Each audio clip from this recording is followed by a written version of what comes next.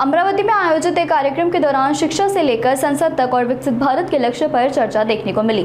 पालक मंत्री चंद्रशेखर बावनकुळे ने कार्यक्रम में कहा है कि शिक्षक 2047 के विकसित भारत के निर्माण में अहम भूमिका निभा सकते हैं। साथ ही यह भी जोर दिया गया कि जिस तरह शिक्षक अपने बच्चों को बेहतर शिक्षा के लिए प्रेरित करते हैं, उसी तरह छात्र के भविष्य पर भी विशेष ध्यान देना जरूरी है। इस दौरान संसद में हुई हालिया घटना पर भी तीखी प्रतिक्रिया सामने आई। कहा गया कि लोकतांत्रिक व्यवस्थाओं में जो घटनाएं हुई वे दुर्भाग्यपूर्ण है।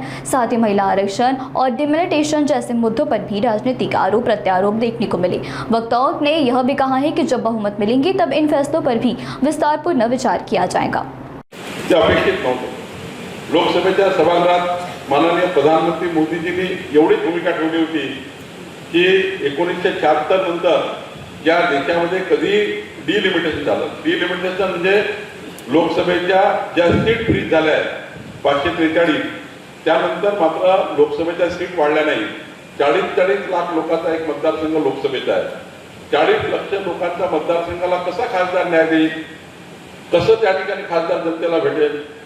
जनतेला खासदार हवाय, जनतेला आमदार हवाय, जनतेला सरपंच हवाय। मग या ठिकाणी निवडून आलेला प्रतिनिधी 5-5 वर्ष भेटणार नसेल, कारण 40 लाखाच्या मतदारसंघामध्ये खासदार पोहोचू शकणार नाही।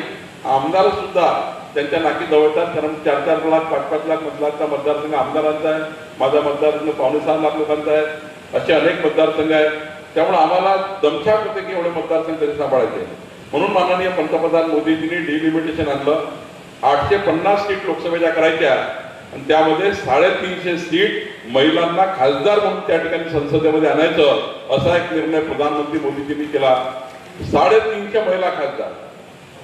विकसित भारत 2047 चा विकास करण्याकरता जो संकल्प प्रधानमंत्र्यांनी केला तो संकल्प पूर्ण करण्याकरता आणि महाराष्ट्राच्या विधिमंडळात मग 288 याला 50% वाढ 421 वगैरे झाले असते, त्याच्यामध्ये जवळपास 33% महिला जवळपास 150 ते 250 महिला आमदार झाल्या असत्या। मग शिंदेताईचा नंबर लागला असता, चंद्रशेखरचा नंबर लागला असता, तुमचाही लागला असता, अनेक लोक या ठिकाणी आमदार झाले असते। 421 सभागृह झालं। आज बघा विधिमंडळाची क्षमता ही 5-5 लाख लोकांची आहे। अशा वेळी डिलिमिटेशन करणे, मतदारसंघाची वाढ करणे, खासदारांना फिरता यावं एवढे छोटे मतदारसंघ करणे, आमदारांना फिरता एवढे छोटे मतदारसंघ करणे आणि त्यातनं महिलांचं आरक्षण देणे, इतकी महत्वाची भूमिका, इतका महत्वाचा कायदा काल केंद्र सरकारने मंजुरी करता सभागृहात ठेवल्यावर काल या राज्यातला देशातला काळा दिवस होता। काल हा कायदा काँग्रेसने पाडला, त्याला मतदान करण्याकरता काँग्रेसने त्या ठिकाणी पाठ दाखवली आणि या ठिकाणी खऱ्या अर्थाने एक प्रकारचा महिलांच्या आरक्षणाचा खून या ठिकाणी करण्यात आला। या ठिकाणी एक भ्रूण हत्येसारखं एक हत्या या ठिकाणी महिला आरक्षणाची करण्यात आली आणि आमच्या बहिणींना सत्तेपासून वंचित ठेवण्याचं काम कालच्या सभागृहामध्ये या ठिकाणी काँग्रेस आणि इतर लोकांनी केलं। खऱ्या अर्थाने कालचा दिवस हा जसा जालियनवाला बाग हत्याकांड झाले असे दिवस कोरले गेले आहेत, तसे असे दिवस हे खऱ्या अर्थाने कोरले जातील। काल महिलांकरता अत्यंत वाईट दिवस होता।